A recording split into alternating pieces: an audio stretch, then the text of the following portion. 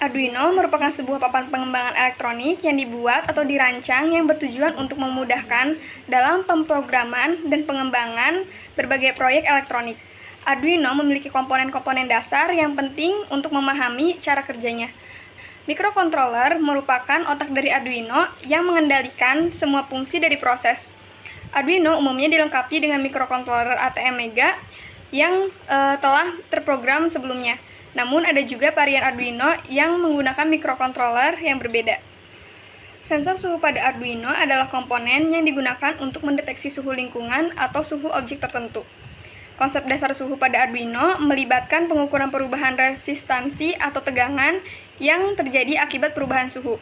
Sensor suhu akan memberikan data analog atau digital kepada Arduino yang kemudian dapat diproses dan digunakan untuk mengambil keputusan berdasarkan suhu yang terdeteksi. Ada 4 jenis sensor suhu. Yang pertama, sensor termistor. Yang kedua, sensor LM35. Yang ketiga, sensor DS18B20. Yang keempat, sensor DHT. Setelah sensor suhu terhubung ke Arduino, Arduino akan membaca data yang diberikan oleh sensor tersebut. Pin analog dan digital dalam Arduino dapat digunakan untuk menerima sinyal dari sensor suhu. Data suhu yang diterima dapat diolah menggunakan kode Arduino untuk melakukan berbagai tindakan atau tampilan yang sesuai dengan kebutuhan. Dalam melakukan percobaan terhadap Arduino Uno, khususnya pada sensor suhu, kami menggunakan beberapa komponen dalam perakitan. Lebih tepatnya, kami menggunakan 4 komponen. Yang pertama menggunakan komponen LCD 16x2i2C, yang kedua menggunakan papan sirkuit Arduino Uno, yang ketiga menggunakan DHT22 yang digunakan sebagai sensor suhu, dan yang terakhir menggunakan kabel jumper sebagai penghubung. Baik, saya akan menjelaskan terkait 4 komponen yang akan kelompok kami gunakan dalam melakukan perakitan Arduino Uno, khususnya pada sensor suhu. Yang pertama yaitu LCD 16x2i2C. LCD merupakan kepanjangan dari Liquid Crystal Display, merupakan salah satu media penampil yang sangat populer digunakan sebagai interface antara microcontroller dengan usernya. LCD juga dapat melihat atau memantau keadaan sensor ataupun keadaan jalannya suatu program.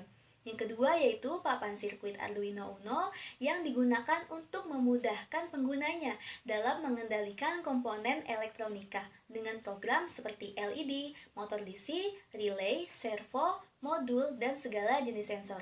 Komponen yang ketiga merupakan DHT22 atau yang kami gunakan sebagai sensor suhu. Merupakan sensor yang dapat mengukur suhu dan juga kelembapan. Dan sensor ini mempunyai keluaran berwujud sinyal digital. Yang terakhir atau yang keempat merupakan kabel jumper. Kabel jumper merupakan kabel elektrik yang memiliki pin konektor di setiap ujungnya dan digunakan untuk menghubungkan dua komponen yang melibatkan Arduino Uno. Biasanya digunakan pada breadboard atau alat prototyping lainnya.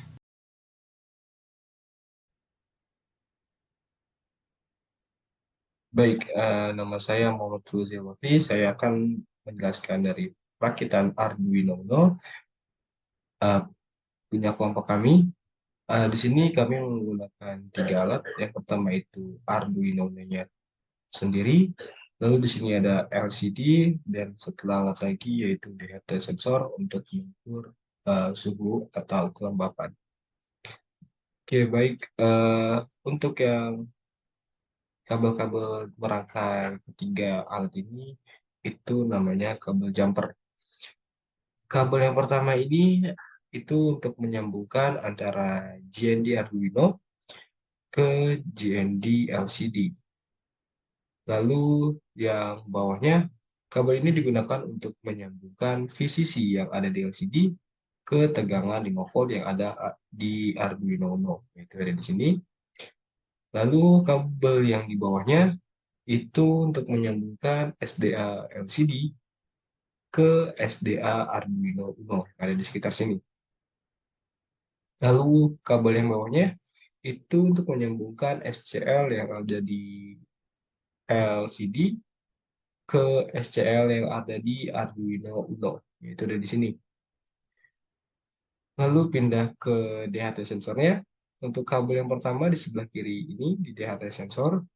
Kabel ini untuk menyambungkan VCC yang ada di DHT sensor ke tegangan yang ada di 5 volt Arduino Uno, yaitu ada di sini. Lalu kabel yang sampingnya ini untuk menghubungkan data DHT sensor ke input Arduino Uno nomor 6, yaitu ada di sekitar sini, daerah sini. Dan yang terakhir, kabelnya ini itu untuk menghubungkan GND DHT sensor ke GND Arduino Uno, yaitu ada di sini.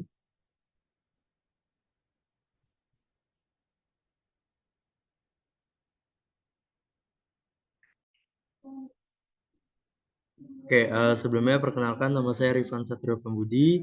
Di sini saya akan menjelaskan mengenai fungsi dari bahasa pemrograman yang kelompok kami gunakan dalam praktikum simulasi menggunakan WalkieWeb. Di sini kami menggunakan Arduino Uno dan juga sensor suhu. Oke, pertama-tama kami menggunakan dua jenis library, yaitu Liquid Crystal I2C dan DHT Sensor Library. Library Liquid Crystal I2C digunakan untuk sebagai modul yang menghubungkan fungsi pemrograman dari Arduino Uno ke LCD I2C. Sedangkan untuk library DHT Sensor Library digunakan sebagai modul yang untuk menghubungkan fungsi pemrograman dari Arduino Uno ke sensor suhunya. Oke, langsung saja ke bahasa pemrogramannya. Baris 1-2 di sini terdapat include liquid crystal I2C.h dan include DHT.h. Di sini baris pertama dan kedua di situ digunakan untuk menggunakan library liquid crystal I2C dan juga library DHT.h, sehingga library yang ada terhubung dengan Arduino Uno.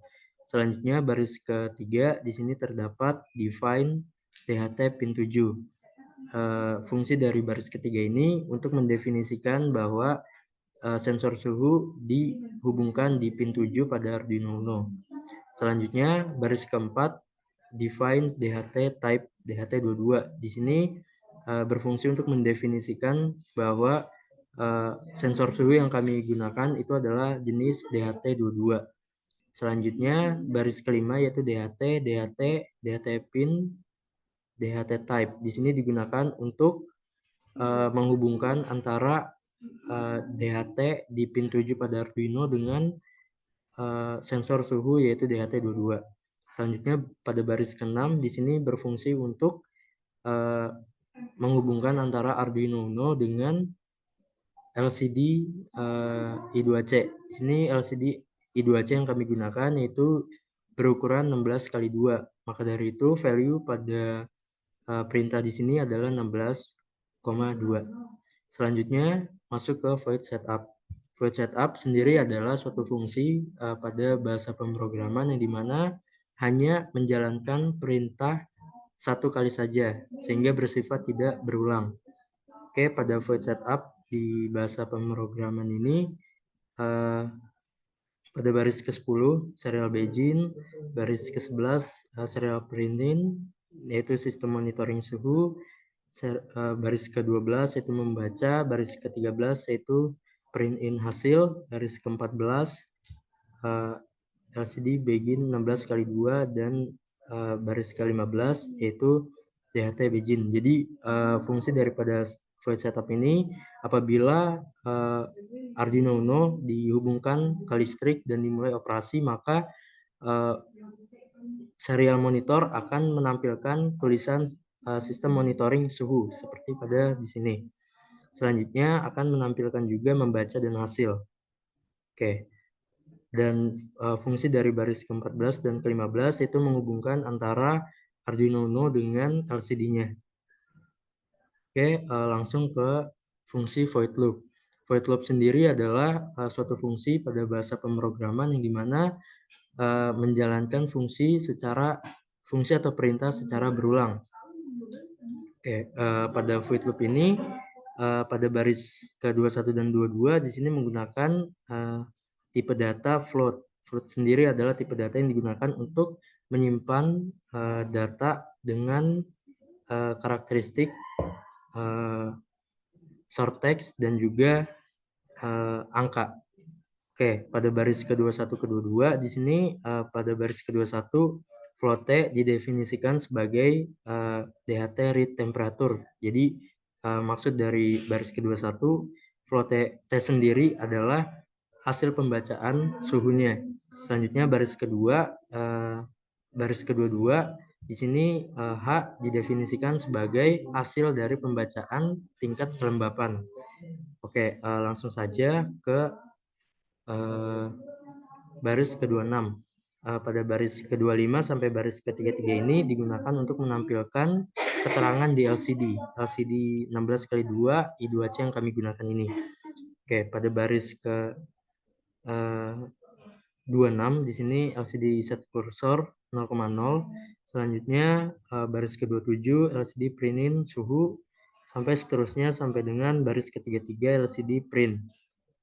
Oke, jadi fungsi dari baris ke-25 sampai baris ke-33 ini adalah untuk menampilkan keterangan di LCD yang dimana pada saat Arduino Uno dioperasikan maka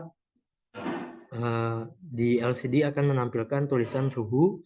Selanjutnya menampilkan T sendiri adalah hasil pembacaan suhu dan juga akan menampilkan tulisan C yang dimana C ini sebagai tanda derajat Celcius. Oke, selanjutnya di LCD juga akan menampilkan lembab. Selanjutnya akan menampilkan hasil pembacaan tingkat kelembapan dan juga presentasi tingkat kelembapan itu tersebut. Oke, selanjutnya baris ke-35 sampai ke baris 41. Di sini digunakan untuk menampilkan keterangan di serial monitor di sini. Jadi pada saat Arduino Uno dioperasikan maka serial monitor akan menampilkan suhu terbaca seperti ini. Selanjutnya akan menampilkan T yaitu hasil dari pembacaan suhunya berapa, dan juga akan menampilkan tulisan C atau derajat Celcius. Selanjutnya di serial monitor juga akan menampilkan tingkat kelembapan seperti ini dan juga hasil pembacaan tingkat kelembapannya dan juga presentasi. Oke, sekian untuk penjelasan daripada fungsi bahasa pemrograman yang kami gunakan pada praktikum transformasi industri ini. Terima kasih.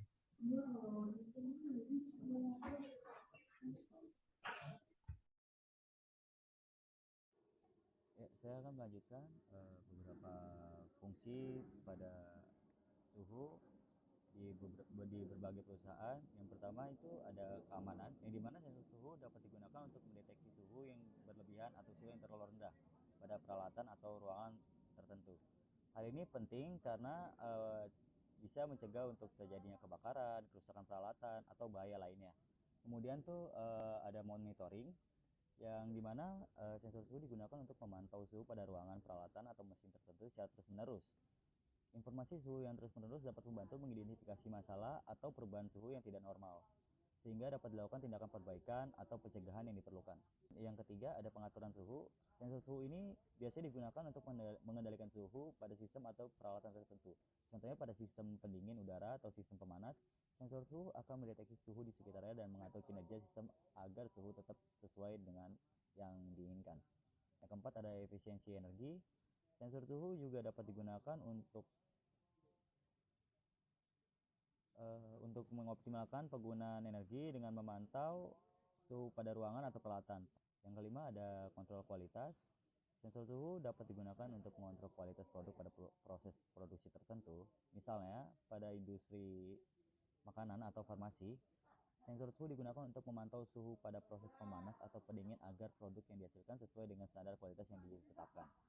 Dengan demikian, sensor suhu pada perusahaan digunakan untuk berbagai tujuan seperti keamanan, monitoring, pengaturan suhu, efisiensi energi, dan kontrol kualitas.